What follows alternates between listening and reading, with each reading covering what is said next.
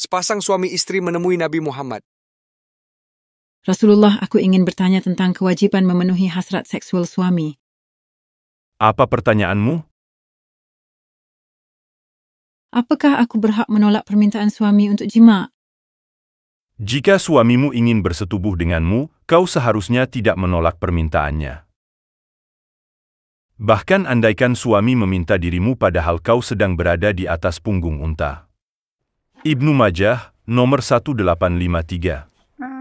Demi Allah, yang jiwa Muhammad berada di tangannya, seorang wanita tidak akan bisa menunaikan hak Allah sebelum ia menunaikan hak suaminya.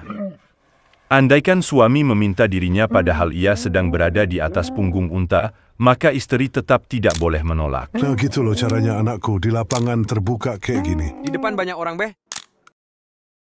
Alhamdulillah, Allah benar-benar mengerti kebutuhan pria. Bagaimana dengan kebutuhanku? Oh, bagaimana jika aku tetap menolaknya? Ketika seorang istri melalui malam dengan menolak permintaan berjima dari suami di tempat tidur, maka Allah akan marah dan Dia akan mengirim malaikat-malaikat untuk mengutuki istri sampai pagi hari.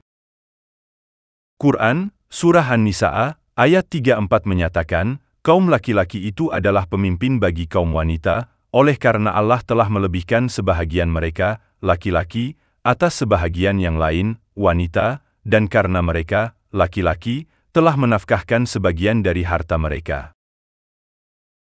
Wanita-wanita yang kamu khawatirkan nusyuznya, maka nasihatilah mereka dan pisahkanlah mereka di tempat tidur mereka, dan pukullah mereka. Wanita yang saleh, ialah yang taat kepada Allah lagi memelihara diri ketika suaminya tidak ada, oleh karena Allah telah memelihara mereka. Aku tidak merasa dicintai dan dihormati sama sekali. Seperti apakah wanita terbaik itu?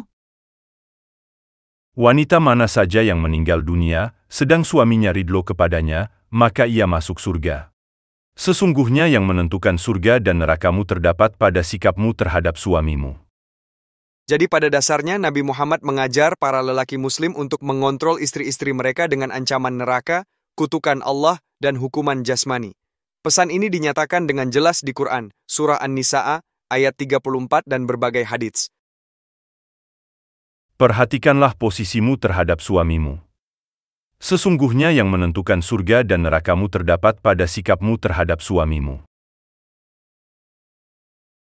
Wanita mana saja yang meminta talak, cerai, tanpa ada alasan yang jelas, maka haram baginya mencium bau surga. Alhamdulillah, Allah benar-benar mengerti kebutuhan pria. Setelah pertemuan dengan Nabi, sang suami berkata, Taat pada suami merupakan kewajiban istri. Suamimu adalah pemimpinmu. Jangan berontak lagi dan penuhi hakku. Oh, baiklah. Mungkin nanti di jannah ku dapat hadiah 70 malaikat perjaka. Hah? Jangan mimpi kamu. Tak ada angan-angan jorok seperti itu. Yang ada hanyalah 70 perawan bidadari bagiku. kita sering mendengar ancaman para ulama bagi muslimah yang tidak ingin dipoligami. Ya kan? Nih ibu-ibu harus tahu nih, walaupun istri suami Anda di dunia nggak mempoligami nanti, di surga nanti, andai kata dia penduduk surga, dia akan poligami nanti. Ya, bahkan dalam beberapa riwayat disebutkan sebagai penduduk surga, istrinya dalam surga berapa? 70 orang dari bidadari selain istrinya. Nah, Masya Allah. Di dunia Pak Ustadz ini rupanya tidak becus membaca Quran ya. Dia rupanya tidak tahu bahwa istri juga boleh poliandri sebebas mungkin di surga, jika memang itulah yang dia inginkan. Ini ayatnya. Quran, Surah Az-Zukhruf, ayat 71. Kepada mereka diedarkan piring-piring dan gelas-gelas dari emas, dan di dalam surga itu terdapat apa yang diingini oleh hati dan segala yang sedap dipandang mata, dan kamu kekal di dalamnya. Perhatikan perkataan, segala apa yang diingini oleh hati. Jadi boleh mendapatkan apapun yang diinginkan hati muslimah, termasuk punya banyak suami bidadara perjaka, tidak terbatas hanya 70 saja. Kalau tidak suka suami bersenggama dengan 70 bidadari, ya minta saja agar dia jomblo abadi di surga. Bukankah Quran surah Az-Zukhruf ayat 71 sudah mengatakan dengan jelas bahwa muslimah bisa mendapatkan segala apa yang diingini hatinya, apa yang sedap dipandang matanya. Ustadz Abdul Somad bilang begini tentang pesta intim di surga. Wanita yang terlintas di pikirannya ingin dapat 7 pangeran tak masuk surga. Kalau ada ibu berpikir akan masuk surga lalu punya suami 7, itu dijamin tak masuk surga. Kenapa laki-laki selalu disebut punya banyak bidadari?